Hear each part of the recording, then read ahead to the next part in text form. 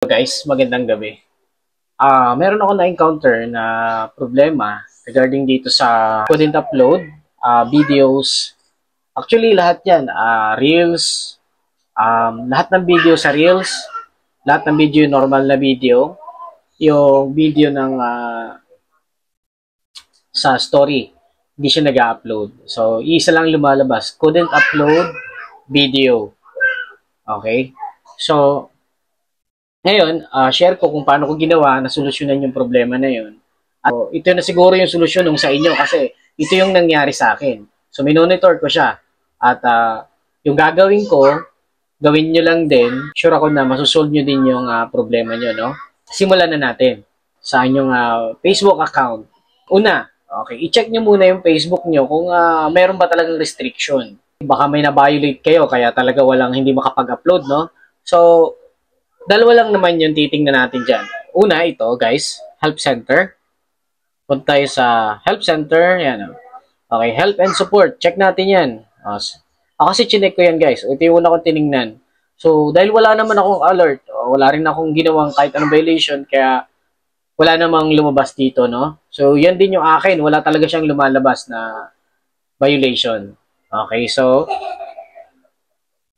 after nun guys, after ko tingnan to, dito naman ako nag-check sa aking, syempre, tingnan ko rin kung recommendable pa ba, hindi ba kulay pula yung aking account.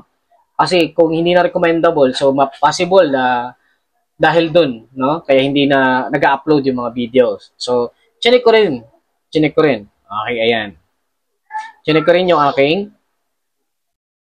ayan, sa profile status, kung recommended pa ba? Yan naman, no? Recommended pa. Yun. Ganon din yung ginawa ko, guys. Kasi gantong-ganto pa rin yun. Okay? Yun nung nangyari sa akin, ganito pa rin. Recommendable talaga siya. Kulay green pa rin siya. Okay? Kung eligible pa ba akong for monetization, since okay pa naman. Yan, no? Oh. Ayan, guys. So, ayan. Check mo yan. Ayan, no? Kulay green. Ayan. Check natin yung account. Okay? Yan, recommendable pa. Check nyo rin yan guys kung recommended pa kayo, no? Ayan. Ayan. So, kung recommended pa at wala namang kang ginawang violation, so next step tayo. So, sa next step ko na ginawa guys, syempre, kailangan ko rin munang siguraduhin baka naman nagkaroon ng virus yung cellphone, no? Or merong mga malware na nakapasok sa cellphone ko kaya nagkaroon ng problema ng ganun yung aking Facebook. Okay, so ang ginawa ko guys, dito sa aking cellphone, meron tong Phone Master. Yung aking kasing cellphone, may Phone Master yan. Na kung saan, tong Phone Master na to, ay nagdi-delete ng mga cache, mga naglilinis ng nitong aking cellphone, no? Sinubukan ko yang ilinisin talaga. Talagang cleaner ko yan mabuti. Yan, mga app cleaner, okay, sa memory usage, cleaning up ko yan, naka-clean lahat yan. After ko linisin yan, tinesting ko kung okay na, hindi pa rin. No? So, ginawa ko naman, in-uninstall ko yung Facebook, itong Facebook ko sinubukan ko, in-uninstall ko, then uninstall uli ako na bago, baka naman may nagalaw ako sa Facebook settings, no? So, after ko nung gawin, after ng pag-uninstall ko ng Facebook, and still, hindi pa rin na-solve yung problema. No? Pinakang last na ginawa ko, guys, okay, so syempre, malakas yung loob ko na yung Facebook ko ay wala naman akong violation. Okay? Dahil wala naman akong violation na na-violate at recommendable pa naman yung Facebook ko. So, ang ginawa ko na ito, nag-report na ako ng problem kay sa kaibigan natin ang ating Facebook, no? Kay Sir Mets, no? Ay, dito sa settings. Ayan, report a problem. Okay, so na-report ko na yung problema, guys.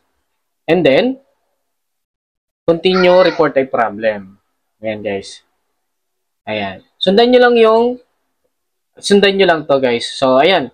Select lang kayo dito kung ano yung gusto nyo, kung ano yung problema. Siyempre, ang problema natin is yung video, di ba? So, ayan yung sinelect ko. Hindi lang video, guys. Videos, kasi marami talaga. Lahat ng videos ko, hindi makapag-upload. Nakakapag-upload ako ng picture, pero hindi ako nakakapag-upload ng videos. Nakakapag-upload ako ng photos sa normal, lahat ng normal, story, reels, videos, nakakapag-upload ng pictures, pero nakakapag-share din, okay? Galing dun sa mga previous na in-upload, nakakapag-share din. Pero, dito, pag nakakapag-share ako, pero kapag nag-upload ako ng video, hindi. Okay, so, dito sa send report, videos ang in-upload ko. Ayan. So, dito, guys, describe the issue. I-upload mo lang, i-screenshot nyo yung problema ng cellphone. Yung couldn't be upload. Screenshot, tapos upload nyo lang sa cellphone. Siyempre, ilagay nyo yung, after nyo may upload, guys, siyempre, isusulat nyo kung ano yung problema. Siyempre, ang isusulat nyo is, please help, couldn't upload my videos. Ayun, ganun lang. So, yun lang yung nilagay ko. And then, after 3 days, ganyan, naisipan ko ulit i-open yung account ko. Ginagawa ko siya ulit. Nire-report ko siya ulit. Okay, so, minsan every 3 days, minsan isang linggo. Alam nyo guys, yung account ko, ang nangyari, almost 3 weeks, hindi siya makapag-upload. Dahil sa hindi ko nga siya tinurn off, guys, ayun, napaswerte ko at sinubukan kong hintayin talaga. At yun na nga. At one time na nangyari, isang check ko, noong pag-check ko, natuwa ako dahil nakakapag-upload na ako. Naging theory ko din doon, guys, is siguro iniobserbahan na ni Mets yung ating Facebook, kaya ginagawa niyang ganun. Hindi na muna niya tayo pinag-upload ng video, so kahit ano kasi baka inoobserbahan na yung ating Facebook account. Okay, kung tayo ba ay i-monetize niya, ito bang Facebook na to is eligible ba talaga, no? So, napapansin na siguro tayo, kaya ganun. So, ganyan. Kasi guys, paano ko nasabi? Kasi nung na-recovered ko yung account at bumalik na yung aking Facebook, bumalik na yung Facebook, nakakapag-upload na ako guys, dun sa notification, may lumalabas na sponsored. Okay? Galing, no? So, guys, dun sa mga nawawalan ng pag-asa regarding dun sa account na yun, Facebook nyo, kayo mawawalan ng pag-asa guys. Baka naman inoobserbahan na ni Mets yung ating account, i-check nyo mabuti at pilitin nyo na hanggat maaari i-upload nyo talagang mga original content ng mga sarili nyong content, di ba? Ayun. And masaya lang ako na i-share yung account ko dahil kaka-recover lang, no? Actually, 1 day pa lang na-recover, bumalik ulit ng channel. So, ayan. So, masaya ako na mag-share at kalaman din dun sa iba. Baka kasi turn off niyo yung professional mode, sayang naman. Baka pwede naman kayo maghintay pa kahit 1 buwan. So, kung habang naghihintay kayo ng 1 buwan, pwede naman kayo gumawa kayo ng libangan na pwede nyo gawin or gawa kayo ng isa pang account muna, temporary, no? Since wala naman kayong